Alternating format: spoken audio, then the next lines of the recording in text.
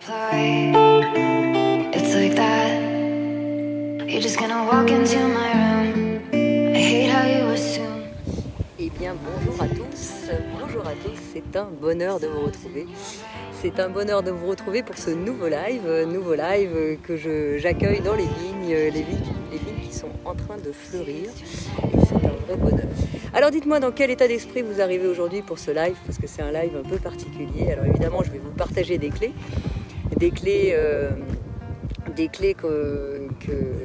qui peuvent peut-être vous aider. En tout cas, moi, elles m'aident et c'est un peu l'objet de ces lives, c'est d'essayer de partager des clés qui permettent d'avancer ensemble, qui permettent de grandir ensemble. Enfin voilà, si moi, elles m'aident, je me dis toujours, si une clé peut vous aider à votre tour, c'est génial. Donc je vais vous partager des clés et puis je vais honorer une promesse, enfin si les conditions sanitaires nous le permettent, je vais honorer une promesse que je vous avais fait en août et que j'aimerais vous proposer de faire en août prochain. Vous n'imaginez pas la gratitude que j'ai de recevoir tous vos messages chaque jour. Je sais qu'il y a certaines frustrations de ne pas pouvoir y répondre. Je vous garantis que ça me fait mal au cœur aussi de ne pas pouvoir répondre à tout le monde, mais si je réponds à tout le monde, je ne peux pas vous proposer ces autres projets, ce qui me paraît impossible. Alors sachez bien que je lis tous vos messages, certains me disent même je vois que vous avez lu mais vous ne me répondez pas, faites-moi un signe. C'est très compliqué pour moi, je suis très très honorée, donc c'est pour ça que je fais le maximum, mais je ne peux évidemment pas vous répondre tous individuellement. En revanche, les librairies vont réouvrir, on va se revoir très vite. Ça commence dans le sud, mais je vais parcourir un peu partout le globe d'ailleurs. Il y a quelques propositions un peu partout sur la planète. Alors j'espère bien que les conditions vont nous permettre ça. Alors écoutez, on va commencer. Je me cache du soleil, j'ai un petit peu mal aux yeux avec le soleil. Je suis désolée pour le regard, j'aimerais vous regarder droit dans les yeux, mais je suis là avec le cœur. Alors le sujet d'aujourd'hui, c'est comment se dépasser. Comment se dépasser, parce que beaucoup me disent j'ai plein de projets, j'ai plein de rêves, mais j'arrive pas à me dépasser, j'arrive pas à avancer, j'arrive pas à dépasser mes peurs et bien souvent ça me bloque alors que j'ai des idées dans le cœur et malheureusement je ne peux pas faire mieux que ça et donne-moi des clés qui vont m'aider à me dépasser. Alors évidemment les rêves on en a tous, rêver grand, mais je ne peux que vous le proposer. Rêver grand, le problème c'est que bien souvent les rêves ils sont là, ils sont même très très grands. Le problème c'est que souvent la peur nous rattrape. Et quand la peur nous rattrape, qu'est-ce qui se passe? Ça bloque. Quand la peur nous rattrape, on est complètement figé, on est complètement bloqué et malheureusement nos rêves on les atténue petit à petit. Alors c'est cette clé que j'aimerais partager avec vous aujourd'hui, autour de ces blocages, autour de la force de notre ego, parce que la peur c'est la force de notre défense qui bloque chaque seconde en nous envoyant des signaux qui nous rappellent un certain nombre de choses qu'on n'a pas su faire avant ou pour lesquelles on n'a pas pris confiance. Et là ça vient évidemment entraver nos rêves, entraver nos projets, entraver nos intuitions et voire même plus que les entraver, les bloquer. Alors la première clé que j'ai envie de partager avec vous, c'est de prendre conscience que le système de défense, l'ego, ne fonctionne que dans le passé. C'est-à-dire que lui, sa référence, c'est le passé. Ça, tu l'as fait, t'as pas réussi, c'est pas bon. Donc tu sais pas faire, tu n'es pas capable. Tu veux aller vers ce rêve, mais tu sais très bien que d'autres sont meilleurs que toi. Et toi, tu n'as jamais le pouvoir de le faire. Tu n'as jamais la possibilité de le faire. Donc à chaque fois, on s'aperçoit que l'ego, lui, ne se construit que sur une somme de croyances dans le passé. Et à aucun moment, il a de vision de futur et même du présent.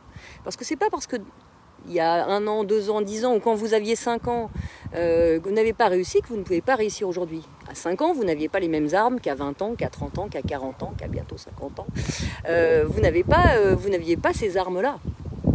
Donc, partir du présent et rêver, c'est rêver du moment présent pour le futur. Alors que bien souvent, on rêve du futur en partant du passé. Et ça, c'est la catastrophe, parce qu'évidemment, toutes ces croyances de on n'est pas capable, on a échoué, mais non, on a échoué à cet âge-là. Maintenant, on est fort d'une nouvelle expérience. Et quand on part du présent avec toute la somme des capacités des expériences qu'on a dépassées, des obstacles qu'on a dépassés et les capacités qu'on a acquises, alors oui, à ce moment-là, on peut commencer à parler de nos projets futurs et de nos rêves futurs. Parce que le rêve, à chaque fois, c'est de se projeter dans quelque chose qu'on a envie de faire et de partir de cet instant-là. Donc la première clé par rapport à nos peurs et par rapport à notre ego qui est toujours en première ligne pour nous rappeler qu'on n'est pas capable, la première clé, c'est de partir de l'instant présent et non pas de la somme du passé et des échecs qu'on a pu avoir, sachant qu'il n'y a jamais d'échecs, il y a juste des expériences qui nous permettent d'avancer vers ce qui a du sens. Première clé avec nos peurs, l'ego en première ligne, on le calme, hein, on lui parle, c'est bon mon ego, c'est bon, merci de me rappeler que j'ai pas su faire avant, mais j'ai aussi acquis une expérience qui me permet aujourd'hui d'essayer à nouveau et de rêver à un autre niveau. La deuxième clé, qui est une clé fondamentale dans tout ce qu'on fait, c'est de décider de changer. Parce que bien souvent on se dit oui mais moi j'aimerais être ça, bien, mais est-ce que tu décides de changer? Est-ce que tu décides réellement de changer tes habitudes, d'arrêter de descendre dans cette souffrance et de t'impliquer dans ce changement? Parce que bien souvent, quand il s'agit de ce changement, c'est toujours un petit peu plus complexe parce qu'il y a ce qu'on connaît, on va le voir, et puis il y a ce qu'on ne connaît pas. Et même si on est mal dans ce qu'on connaît, ben parfois on préfère rester dans ce connu-là. Hein, c'est ce qu'on appelle la zone de confort dans laquelle, bon an, mal an, on n'est pas super heureux, mais bon an, mal an, on n'est pas si malheureux que ça. Donc tant qu'on n'est pas si malheureux, ben, il n'y a pas de raison d'en changer. Mais on sait au fond du cœur que quelque part, il y a peut-être aussi autre chose qu'on aimerait pouvoir changer. Et on sent qu'il y a quelque chose de plus grand qui est en train de se mettre en place pour nous. Sauf qu'il va falloir passer par cette zone qu'on ne connaît pas pour atteindre cette zone qui est magique, celle qui est dans notre cœur, celle qui nous tient à cœur justement et qui est en phase avec qui nous sommes. Et c'est cette zone un peu de turbulence qui nous paraît très compliquée à passer. Et ça, c'est tout à fait logique pour tout le monde. Quoi que vous fassiez, quand on sait ce qu'on connaît et qu'on ne sait pas ce qu'on va avoir, bah c'est juste la catastrophe. Parce qu'on s'arrête au bord du précipice de « Oh, ok, je reste dans ma zone de confort. » Sauter là dans le vide sans savoir vraiment si ce que je ressens est juste, bah c'est très très compliqué. Donc, vraiment, le sujet, c'est de décider, cette deuxième clé, c'est de décider de changer, parce que quand on décide de changer, on enclenche déjà le processus. Hop, on passe à un niveau déjà de conscience qui n'est plus le même. Ça me convient plus, j'ai décidé de changer. Je ne sais pas encore comment, mais j'ai décidé d'y aller. Je ne sais pas comment je vais sauter, et si même je ne vais pas me rétamer, mais j'ai décidé que cette zone-là ne me convenait plus. Même si, bon an, mal an, j'étais pas si malheureuse, j'ai décidé que ça n'allait plus. Et que maintenant je voulais passer à un autre niveau de conscience, à un autre niveau de dépassement de moi, parce que j'ai envie d'être en phase avec qui je suis vraiment. Donc, deuxième clé, décider de changer. J'arrête de subir la descente dans laquelle je suis en train d'être, ce bon an, mal an qui ne me convient plus, pour m'impliquer dans ce changement. La troisième clé, c'est une clé qui m'a beaucoup aidée, c'est de comprendre que la peur est un vrai pouvoir, c'est une vraie énergie. La peur, c'est une énorme énergie. Moi, j'ai longtemps nié ma peur. Je ne savais même pas que j'avais peur, en fait. Alors, je faisais des choses parfois inconsidérées, parce que je ne sentais pas ma peur. Et on pourrait se dire, c'est génial, quand on a peur de rien, on fait plein de trucs. Bah, c'est pas si génial que ça, parce que le problème, c'est que ne connectant pas ma peur, j'avais pas forcément ce recul, et le corps parlait, et je voyais rien du tout. Donc, le jour où j'ai commencé à faire ce travail sur les peurs et à reconnecter avec mon corps et les peurs, je me suis rendu compte que c'était absolument exceptionnel parce que ça me permettait simplement de connecter cette puissance qu'est la peur. Et cette puissance qu'est la peur, c'est un pouvoir absolu, absolu, absolu parce qu'on peut prendre mesure de cette force. Donc la troisième clé, c'est de considérer que la peur est un pouvoir. Et quand on observe le stress qu'on peut avoir, des fois quand on se lance dans quelque chose, évidemment on est complètement stressé, on a peur, on est tétanisé, alors on dit bah non c'est pas un pouvoir, mais si, parce qu'en fait c'est une opportunité à se dépasser. On ne fait jamais rien qui nous a amené à un autre niveau sans être passé par cette zone de stress, avoir eu peur, avoir eu cette émotion, connecter ce pouvoir pour dépasser, avoir cette opportunité de nous dépasser. Donc à chaque fois que je ressens de la peur, aujourd'hui je me dis, tiens, c'est une opportunité pour être encore meilleur, pour connecter davantage qui je suis. Et quand j'ai peur et que c'est pas confortable, eh ben c'est que quelque part, sachez bien que vous vous approchez petit à petit de cette magic zone. Et quand on prend conscience de ça change absolument tout.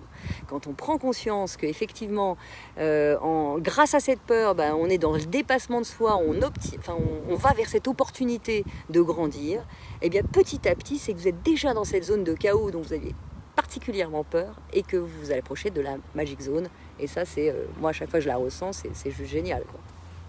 Donc, la troisième clé, c'est de comprendre que la peur est une force Et que naturellement, si on la transforme en cette vibration de pouvoir vers quelque chose, vers soi, hein, bien sûr, c'est pas le pouvoir sur les autres, évidemment, c'est le pouvoir pour soi et pour les autres, là il se passe quelque chose de grand. Parce qu'à force d'avoir peur, qu'est-ce qui se passe quand on ne prend pas cette conscience-là? On se tétanise au bord du précipice, on est terrorisé, on tremble de tous ses membres, et on perd confiance. Et plus on perd confiance, et moins on sait la reprendre, cette confiance. C'est souvent à travers mes coachings que je me rends compte qu'il y a beaucoup de gens qui me disaient « Mais avant, j'avais confiance en moi, et plus ça va dans le temps, et moins j'ai confiance.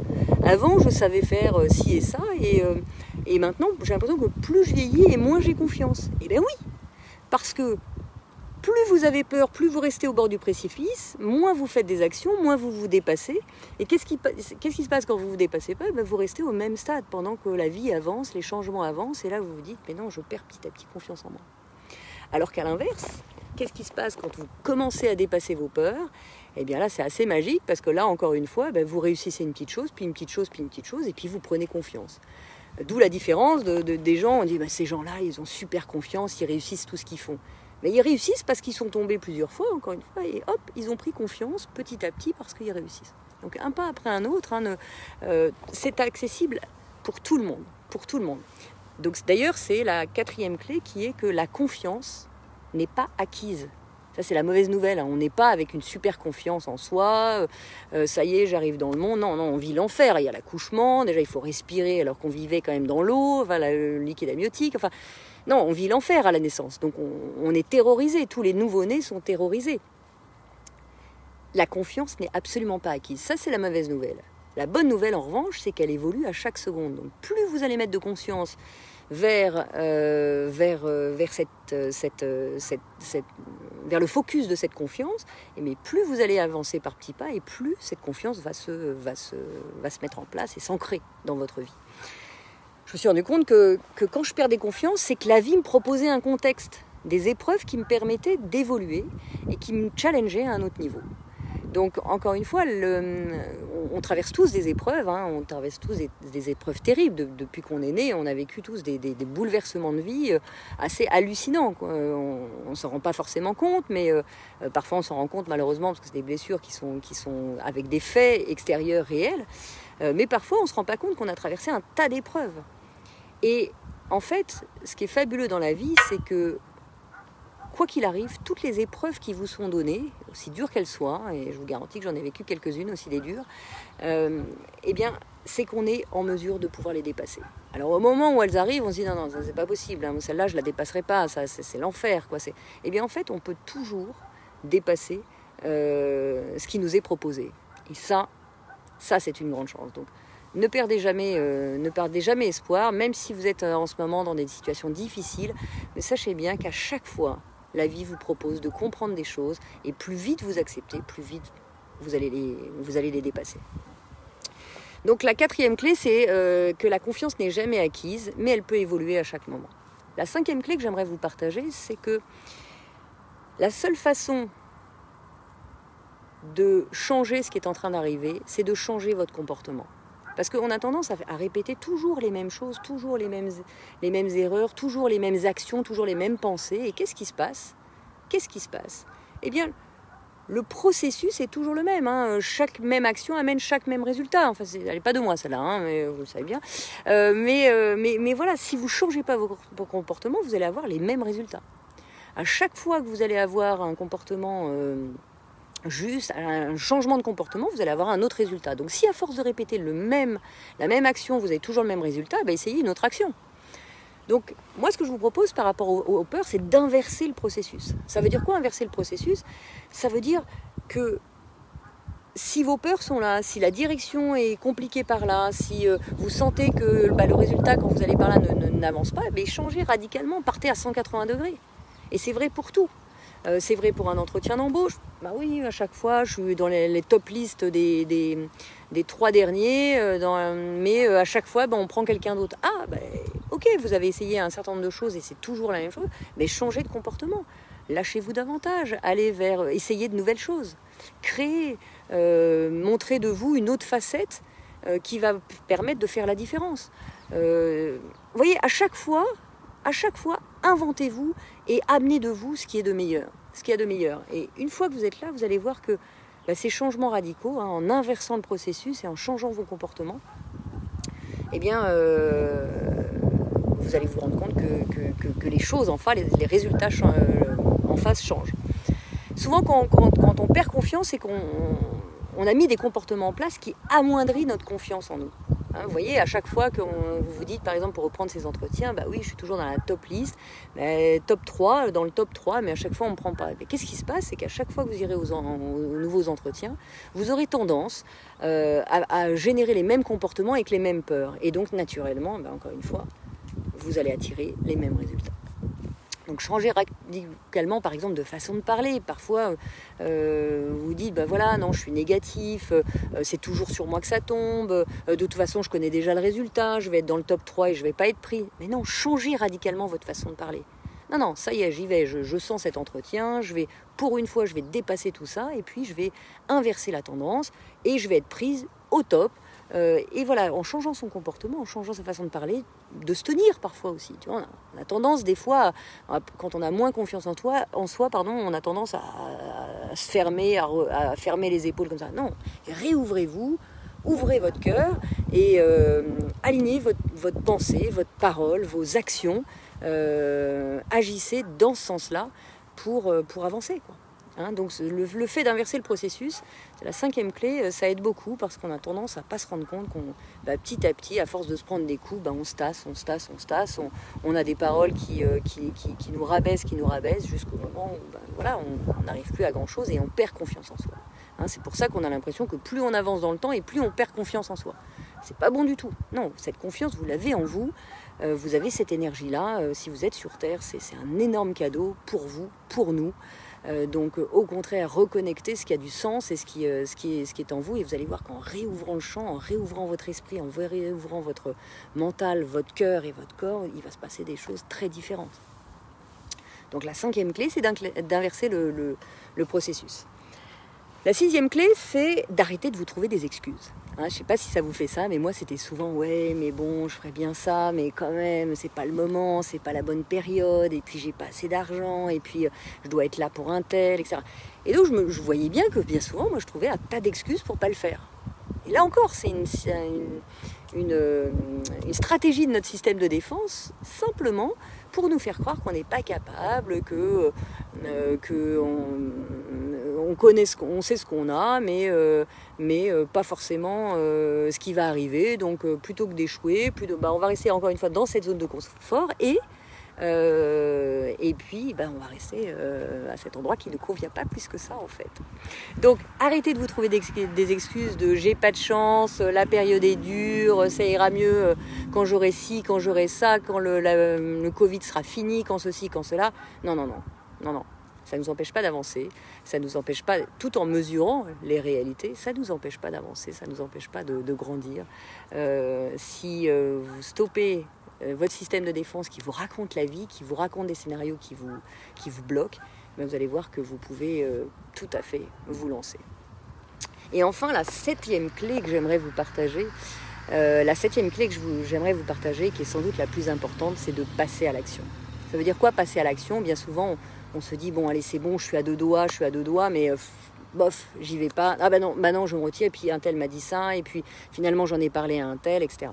Passer à l'action, c'est pas si simple, mais passer à l'action, c'est ce qui va enclencher le processus. C'est ce qui va vraiment enclencher le processus. Et passer à l'action, parfois, moi, pour passer à l'action, dans des petites actions, je mets le décompte, je le dis souvent dans les conférences, je mets le décompte de 5, 4, 3, 2, 1, et hop, j'y vais. Donc j'ai envie de faire ça, 5, 4, 3, 2, 1, et hop, j'y vais. Je me pose pas 1000 questions, j'avance. Parce que quand vous allez passer à l'action, vous allez vous rendre compte que naturellement, ça va se mettre en place. Et naturellement, vous allez voir que quand c'est enclenché, les peurs diminuent parce que ça y est, on a sauté. Et quand vous avez sauté, on est en roue libre. Quand on saute, on se retrouve en roue libre. Et là, il n'y a même plus qu'à voler maintenant. Il n'y a plus qu'à voler. Oui, mais je ne sais pas voler. Oui, mais tu vas voir que tu vas y arriver très très bien. Donc de passer à l'action. Donc voilà, cette clé qui permet de passer à l'action. Et alors justement, pourquoi je venais à ça, j'avais envie de partager avec vous un projet que vous m'avez demandé l'an dernier. Parce que je crois qu'on est tous bien plus que ce qu'on croit, on peut aller bien plus haut que ce qu'on pense. Et l'idée, c'était d'expérimenter ensemble ce go, ce oser, ce y aller. Et l'année dernière, j'avais parcouru le chemin de Compostelle sur la partie française et vous avez été nombreux à me dire j'aimerais tellement faire Compostelle, j'aimerais tellement me lancer sur Compostelle. Que je me suis dit, cette année, j'ai envie de vous emmener sur Compostelle et de faire une semaine avec vous sur Compostelle, du départ du Puy jusqu'à Nasbinal, je pense. Donc sur une semaine complète. Je vous propose d'oser, je vous propose d'aller vous challenger, d'aller challenger votre ego, d'aller challenger le mien aussi, de partir ensemble une semaine dans un groupe, un tout petit groupe, parce que le but c'est d'avoir une proximité, de pouvoir m'occuper de chacun d'entre vous. Donc d'un groupe de 10 maximum et de cheminer sur Compostelle. Alors, bien sûr qu'il n'y aura pas de la place pour tout le monde, mais on pourra faire différentes semaines. Et voilà, si vraiment vous êtes nombreux à vouloir faire Compostelle, on le fera sur différentes semaines.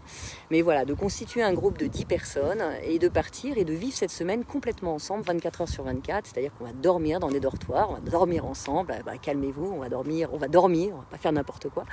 Et on va pratiquer les enseignements de kilomètre zéro, on va pratiquer, je vais aller vers vos égos, vers mon ego, et puis de se mettre à nu ensemble les uns les autres pour parler de ce qu'il y a de plus profond en nous, de ce qu'on est en train de ressentir quand on marche, quand on partage cette expérience qui est la même pour nous tous à ce moment-là. On vit la même expérience et c'est assez fabuleux de voir que notre système de défense nous fait croire en une histoire qui n'a rien à voir avec celle que vit notre voisin juste à côté. Donc voilà, comment ça va se passer ? Écoutez, c'est la semaine du 31 juillet au 7 août. Je vous emmène donc sur Compostelle. Pour ceux qui veulent participer, ça va aller assez vite. Les inscriptions vont s'ouvrir dès ce soir. Ça va se passer donc du 31 juillet au 7 août. Alors pour vous inscrire, écoutez, c'est simple. Vous allez sur mon site internet www.kmz.fr. Vous allez voir que dans la page d'accueil, tout en bas, il y a les dates, les prochaines dates d'où on se rencontre et notamment le voyage sur Compostelle. Il vous suffit simplement d'aller voir, vous allez avoir le petit descriptif de ce qu'on va faire. Et ce que je vous propose, c'est pour ceux qui seront inscrits, de faire un zoom évidemment avant de partir. Je vous donnerai tous les détails et de partir ensemble cheminer pour une semaine cet été. Et aller chercher en nous ce dépassement de soi. Mais déjà, le fait de faire ce voyage, qui est un voyage difficile et à la fois extraordinaire. Difficile pourquoi ? Parce que non pas en termes de difficultés physiques de marcher. Bien sûr, on va marcher, mais on ne va pas marcher des heures. Enfin, on marche la journée, mais on va faire des grandes pauses. On va être dans les enseignements. On va ensemble pouvoir s'ouvrir à qui nous sommes. Mais c'est tout à fait abordable à tous, qui sait marcher évidemment et qui n'a pas un gros handicap physique pour marcher, bien sûr, ou un gros problème de santé physique. Franchement, c'est abordable à tous et on va traverser l'Aubrac, voilà, c'est somptueux, c'est très très agréable en tout cas et moi j'aime beaucoup ce chemin. Donc voilà, alors pour ceux qui feraient 5, 4, 3, 2, 1, 0, on y va, et bien c'est maintenant que ça se passe et je vous attends. Donc vous m'envoyez un petit mail, il y a un onglet contact sur mon site ou sur l'adresse mail est notée sur la brochure. Je vous attends, il y a 10 places, donc je vous attends et j'ai très très hâte de partager ça avec vous. Merci encore à tous, merci de me challenger aussi, parce que évidemment de vous emmener c'est aussi un challenge pour moi, mais je sais que c'est à chaque fois magique d'emmener ces lecteurs sur les chemins de Maëlle, sur les chemins de Malo, avec les enseignements de Chantilly et de Foueng. Donc imaginez-vous que pour moi c'est juste extraordinaire. Donc voilà, le chemin de Compostelle pour bousculer nos habitudes, notre ego qui sera en première ligne, nos peurs de ne pas y arriver, nos peurs de se dépasser. Mais si on y arrive toujours, parce que les paysages sont magnifiques, parce que le groupe est toujours bienveillant, parce que nous mettrons de la conscience sur nos fonctionnements, on dépasse ses limites et naturellement on revient complètement différent. Voilà, donc vous connaissez la technique maintenant, c'est se lancer, dépasser vos peurs. La technique est simple, c'est 5, 4, 3, 2, 1, go. Je vous embrasse tous très très fort, je vous dis à très bientôt. La semaine prochaine, je partagerai avec vous un enregistrement que j'ai fait cette semaine avec une amie qui m'a bouleversée, qui s'appelle Karine, qui est une amie proche. Elle est venue me voir ici en Provence, dans la belle Provence. Et elle a partagé avec moi des enseignements. Elle vit au pays Maasai, au Kenya, dans un peuple Maasai, et elle vit vraiment avec eux, puisqu'elle a décidé de tout quitter pour vivre là-bas, et elle a décidé de partager avec moi quelques enseignements qui m'ont bouleversée. Et j'ai fait un enregistrement, parce qu'elle ne pouvait pas être là aujourd'hui. J'ai fait un enregistrement avec elle et je vous propose de vous le partager la semaine prochaine, dimanche prochain à 17h. Prenez soin de vous, prenez vraiment soin de vous. On se retrouve très très vite et je vous dis à très bientôt. Alors, je regarde quand même vos petits messages. Ah oui, mais il y en a beaucoup qui veulent venir, mais c'est génial. C'est génial. Merci de me faire confiance.